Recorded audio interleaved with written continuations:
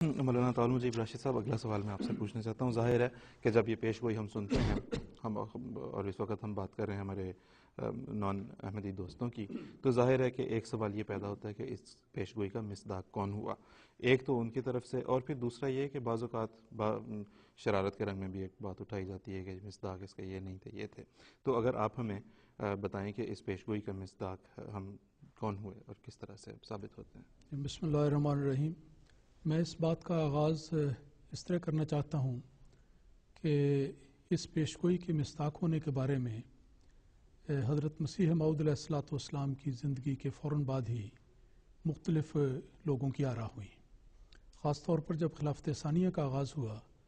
और पैगामी लोग जो अहले पैगाम कहलाते हैं कादियान को छोड़कर लाहौर आ गए, उन्होंने एक अलग अपनी ग्रोहबंदी कर ली। उस मौके पर उन लोगों ने जहाँ पर खिलाफत का इनकार किया,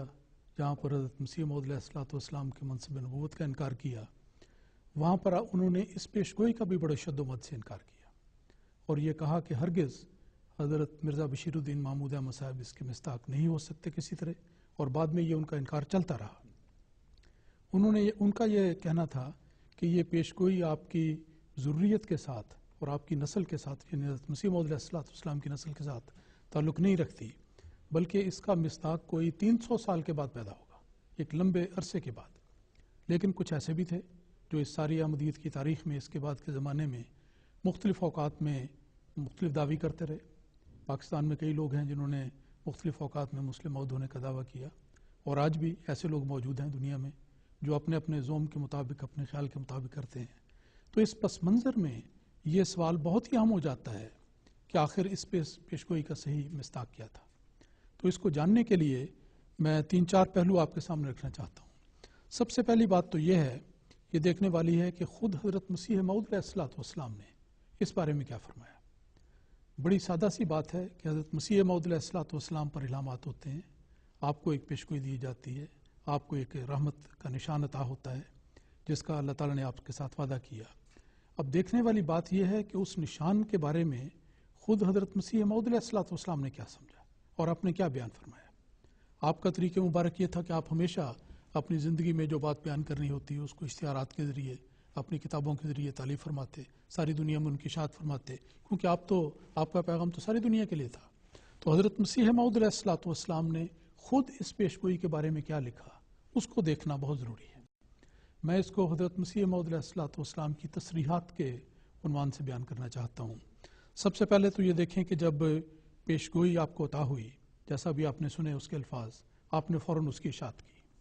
जिसमें 2 बेटों की वलादत का जिक्र है। फिर उसके बाद जब एक बेटी फौत हुई, फिर बशीर अव्वल फौत हो गए, फिर उसके बाद एक हंगामा खड़ा हुआ, और उस मौक़े पर लोगों ने बहुत सारी बातें की कि ये अजीब पेशगोई है एक ऐसे बेटे की जो उम्र पाने वाला है। बेटी पैदा हो गई, फिर बेटा पैदा हुआ, वो जल्दी वही फौत हो गया। उस मौके पर आपने सबज़ इश्तिहार लिखा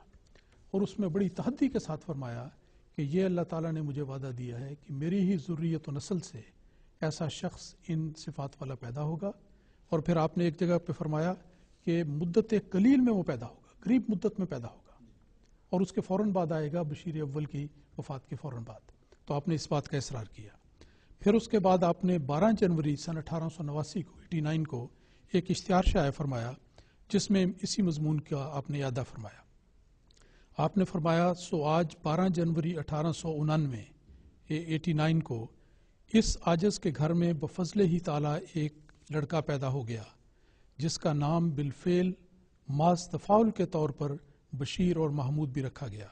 और कामिल इंकशाफ के बाद फिर इतला दी जाएगी। तो देखें, आपने एक सिलसिला आगाही का आगाज़ फरमाया कि मेरे यहाँ जैसा अल्लाह ताला ने मुझे बताया था एक बेटा पैदा हो गया, लेकिन अभी ये वाज़ेह नहीं हुआ कि यही मुस्लिम मऊद है या कोई और होगा, लेकिन होगा तो बहरहाल मेरे घर में पैदा होने वाला। और दूसरा ये आपने फरमाया कि इसके बारे में बाद में इतला दी जाएगी। फिर आपने इसके बाद त्रियाकुल कुलूब किताब में लिखा कि महमूद मेरा बड़ा बेटा है, इसके पैदा होने के बारे में इश्तिहार जुलाई 1888 और नीज़ इश्तिहार 1 दिसंबर 1888 में जो सबज़ इश्तिहार के कागज़ पर छापा गया था पेशगोई की गई थी। ये सारी बात लिखने के बाद आप फरमाते हैं कि तब खुदा ताला के फजल व रहम से 12 जनवरी 1889 को बरोज़ شمبا محمود پیدا ہوا۔ پھر اس کے بعد دیکھیں ایک تیسری کتاب سراج منیر میں آپ نے اس کا ذکر کیا۔ اس سے پتہ لگتا ہے کہ حضرت مسیح موعود علیہ الصلوۃ والسلام کو اللہ تعالیٰ نے یہ پوری معرفت اور یقین عطا فرمایا تھا کہ یہ وہ بیٹا ہے جو موعود ہے،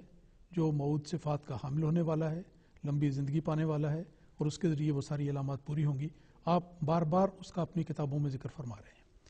سراج منیر کتاب میں جو 1897 کی کتاب ہے، یعنی جو 9 سال کی مدت ہے، اس سے 2 سال بعد کی بات ہے۔ اس وقت پسر موعود کی 9 سالہ میعاد کی آخری حد 1895 کو ختم ہوئے 2 سال ہو چکے تھے۔ اس کتاب میں آپ نے 5ویں پیشگوئی کے عنوان کے تحت تحریر فرمایا، میں نے اپنے لڑکے محمود کی پیدائش کی نسبت کی تھی کہ وہ پیدا ہوگا اور اس کا نام محمود رکھا جائے گا، اور اس پیشگوئی کی اشاعت کے لیے سبز ورق کے اشتہار شائع کیے تھے جو اب تک موجود ہیں اور ہزاروں آدمیوں میں تقسیم ہوئے۔ چنانچہ وہ لڑکا پیشگوئی کی میعاد میں پیدا ہوا اور اب 9ویں سال میں ہے۔ پھر چوتھا حقیقت الوحی کتاب جو آپ نے آخری زندگی کے آخری ایام میں لکھی، اس میں پھر اسی کا ذکر کرتے ہوئے آپ نے پھر فرمایا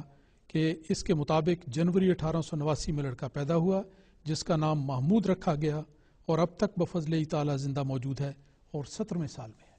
تو یہ دیکھیں کہ حضرت مسیح موعود علیہ الصلوۃ والسلام کتنی وضاحت کے ساتھ اس کی تعیین کرتے چلے جاتے ہیں۔ اور دوسری بات یہ ہے کہ اس پیشگوئی کے بارے میں یہ تصور کہ وہ بعد میں ہوگا اس لیے باطل ہے کہ مسیح موعود علیہ الصلوۃ والسلام نے فرمایا کہ اس کے لیے اللہ تعالیٰ نے ایک مدت مقرر کی ہے، اور وہ مدت 9 سال کی مدت ہے۔ اس 9 سال کے عرصے میں وہ موعود فرزند لازمی طور پر پیدا ہوگا، اور اس لیے بھی ضروری ہے کہ جو اس کی نشانیاں بتائی گئی تھیں کہ اس کے نتیجے میں یہ ہوگا، لوگوں کو ایک ایمان افروز نشان دکھایا جائے گا۔ کیسے ممکن ہے کہ نشان کی بات تو ان لوگوں کے لیے ہو رہی ہو اور یہ نشان 300 سال کے بعد ظاہر ہو یا 100 سال کے بعد ہو جب وہ لوگ دنیا میں موجود ہی نہیں؟ پھر آپ نے بشیر اول کی وفات کے ساتھ اس کو منسلک کیا، یہ بھی ثابت کرتا ہے کہ حضرت مسلم موعود اس کے مصداق ہیں۔ اور پھر اس کے بعد اگلی بات یہ ہے کہ خود حضرت مسلم موعود رضی اللہ تعالیٰ عنہ نے پہلے تو ہمیشہ جب لوگ سمجھتے تھے آپ کے حالات زندگی کو دیکھ کر، آپ کی پاکیزہ زندگی کو دیکھ کے، آپ کی کامیابیوں کو دیکھ کے، جو خلافت ثانیہ میں آپ نے کام سر انجام دیے، وہ سمجھتے تھے کہ آپ یقیناً اس پیشگوئی کی مصداق ہیں۔ آپ کو بارہا کہا گیا لیکن ہمیشہ آپ نے انکار کیا اور کہا میں اس کے بارے میں کچھ نہیں کہتا جب تک خدا تعالیٰ مجھے نہیں بتائے گا۔ چنانچہ بالآخر جنوری 1944 میں لاہور میں جب آپ مقیم تھے تو آپ کو ایک رویا کے ذریعے اللہ تعالیٰ نے واضح طور پر بتایا کہ آپ حضرت مسیح موعود علیہ الصلوۃ والسلام کے مسیل بھی ہیں اور ان کے خلیفہ بھی ہیں اور اس پیشگوئی کی مصداق ہیں۔ چنانچہ اس پر آپ نے لاہور کے جلسے میں جو اعلان فرمایا اس کے الفاظ میں آپ کے سامنے رکھتا ہوں بطور مثال۔ آپ نے فرمایا، آج میں اس جلسے میں اسی واحد اور قہار خدا کی قسم کھا کر کہتا ہوں جس کی جھوٹی قسم کھانا لعنتیوں کا کام ہے اور جس پر افطرا کرنے والا اس کے عذاب سے کبھی بچ نہیں سکتا،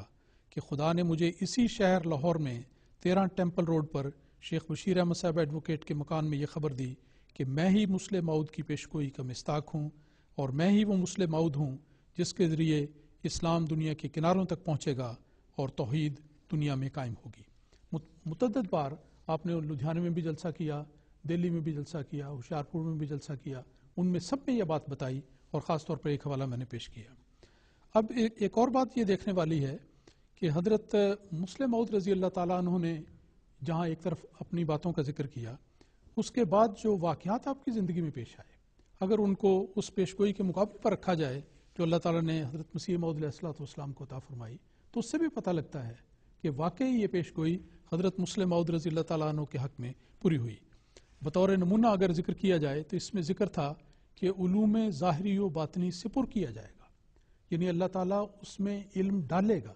یہ نہیں کہ وہ علم حاصل کرے گا بلکہ پر کیا جائے گا، علوم ظاہری بھی اور علوم باطنی بھی۔ علوم ظاہری بھی اللہ تعالیٰ نے آپ کو عطا کیے۔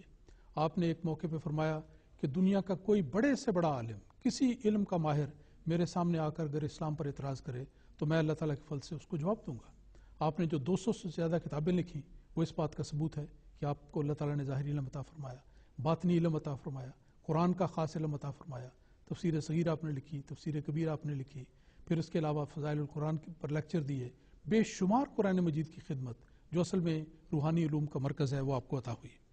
پھر پیشگوئی تھی کہ دنیا کے کناروں تک وہ شہرت پائے گا، تو دیکھ لیں آپ کے ذریعے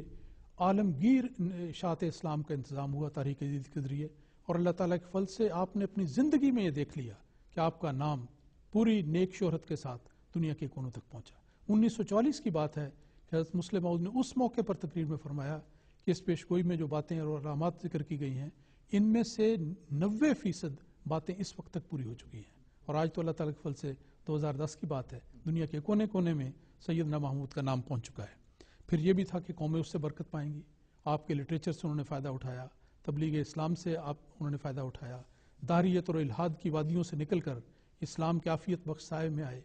پھر دیکھیں آپ کے لٹریچر سے انہوں نے استفادہ کیا، پھر سیاسی امور میں آپ نے رہنمائی کی، ملکوں کی آزادی کا وسیلہ آپ بنے، اور پھر آپ کے ذریعے تبلیغ کا سلسلہ ساری دنیا میں جاری ہوا۔ تو یہ اتنے کام ہیں جن کی اتنی لمبی تفصیل بیان کی جائے تو تھوڑے وقت میں بیان نہیں ہو سکتی۔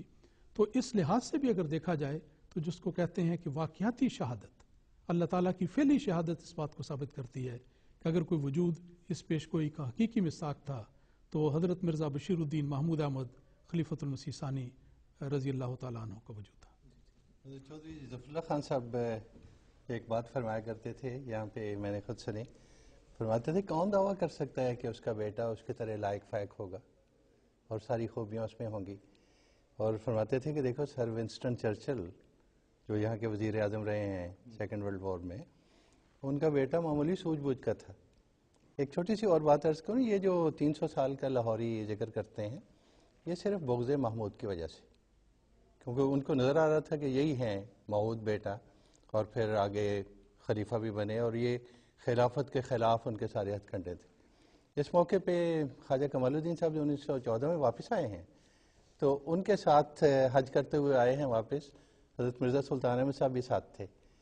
تو بامبے میں ٹھہرے ہیں شاہ جہان ہوٹل میں، اور وہاں سے جب لاہور کے لیے روانہ ہوئے ہیں گاڑی پہ تو خواجہ کمال الدین صاحب نے مرزا سلطان احمد صاحب سے کہا کہ اگر آپ خلیفہ ہونے کا دعویٰ کریں، آپ بڑے بیٹے ہیں، آپ کا حق ہے، ہم مان لیں گے آپ کو۔ انہوں نے کہا میں تو تمہیں پتا ہے ابھی تک احمدی بھی نہیں، تو مجھے کہتے ہوں احمدیوں کا خلیفہ بن جاؤں۔ تو پھر ہنسے سارے کہ یہ خواجہ صاحب کیسی باتیں کر رہے ہیں۔ لیکن ہم یہ بتاتے چلیں کہ حضرت مرزا سلطان احمد صاحب نے بعد میں اللہ کے فضل سے جو ہے وہ بیعت بھی کی اور خلیفہ ثانی کے ہاتھ پہ بیعت کی اور جماعت میں شامل ہوئے۔ جی بہت بہت شکریہ۔